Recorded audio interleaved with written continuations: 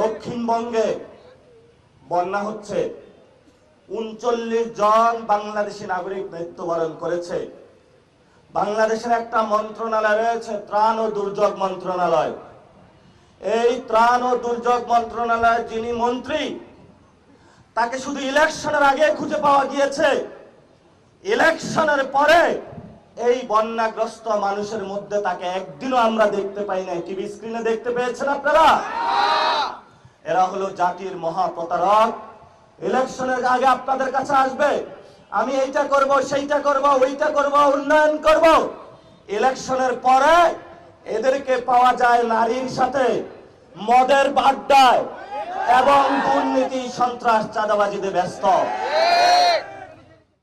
ইলেকশনের পরে আমাদের বন্ধু বিএনপির যারা স্বরাষ্ট্রমন্ত্রী হয়েছেন, যারা আইনমন্ত্রী হয়েছেন, যারা প্রধানমন্ত্রী হয়েছেন, তাদের স্মৃতি ভ্রম হয়েছে।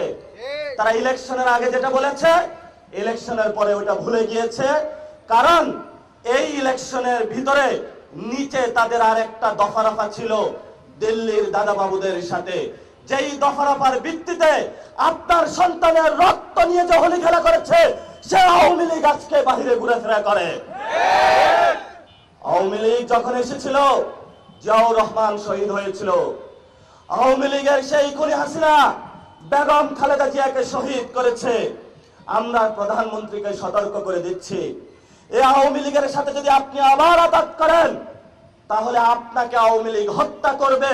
কারণ বাংলাদেশে যে আওয়ামী লীগ সংগঠন রয়েছে, স্বাধীনতার পর থেকে এরা ব্যাংক ডাকাতি করেছে, বাংলাদেশের উপরে জুলুম করেছে। ভারতের দাদাবাবুদের সাথে মিলিয়ে এখানের মুসলমানদের কিভাবে সিকিমের মতো বাংলাদেশকে দিল্লির কাছে তুলে দেওয়া যায়, সেই ব্যবস্থায় তারা জারি করেছিল।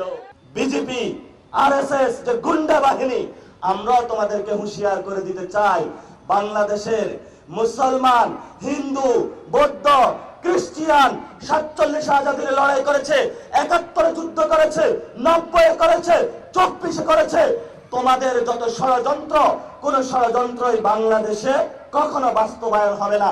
বাংলাদেশ স্বাধীন আছে, থাকবে, বাংলাদেশের মানুষ লড়ে যাবে, তবু আমরা কখনো ভারতের সেবাদাস বা গোলাম হব না। আপনারা সবাই এই বিষয়ে ঐক্যবদ্ধ থাকবেন ইনশাআল্লাহ। তাহলে যারা চিল্লাচিল্লি করতেছে মিডিয়াতে, বিভিন্ন মন্ত্রী হয়েছেন, এমপি হয়েছেন, এত গরম দেখায়েন না। আমরা যদি ভালো মতন একটু গরম দেখাই, শেখ হাসিনা তো দিল্লিতে পালাইছে, আপনি কই পালাইবেন? বঙ্গোপসাগরে? বঙ্গোপসাগরে পালানোর জায়গা পাইবেন না। আমরা যথেষ্ট ভদ্র আচরণ করতেছি, কারণ আমরা একটা সভ্যতাগত বাংলাদেশ গড়তে চাই, সবাইকে নিয়ে সুন্দর একটি বাংলাদেশ দাঁড় করাতে চাই। এই সুযোগে কেউ যদি বেশি লাফাল দেওয়া শুরু করেন, কিভাবে টেনে নামাইতে হয়, দুপুরে আপনাদের যে ভূত এসেছে, রামভূত, দিল্লির ভূত, এই চাঁদাবাজির ভূত আমরা ইনশাল্লাহ নামাইতে পারবো। যাদের পকেটে 5 আগস্টের পরে সিএনজি স্ট্যান্ড, বাস স্ট্যান্ড, দোকানপাট দখল